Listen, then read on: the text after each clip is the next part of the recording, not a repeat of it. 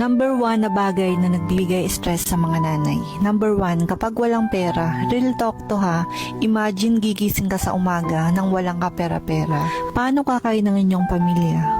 Lalo ng inyong mga anak na di pa kayang buhay ng sarili at sa inyo umaasa. Ngayon mo sabihin na basta mahal nyo ang isa't isa, sapat na. O ang salitang basta buong pamilya, basta walang sakit kahit walang pera, okay na. E paano mga bayarin?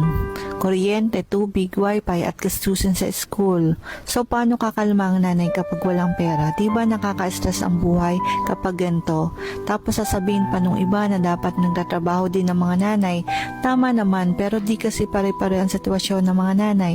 Merong mga nanay na gusto magtrabaho pero wala mag-aalaga ng mga anak. Ang pag-aalaga ay di biro kasi buhay ng mga bata ang nakataya. Kaya sana maintindihan nyo kung bakit mabunga nga ang misis nyo, kung bakit matipid at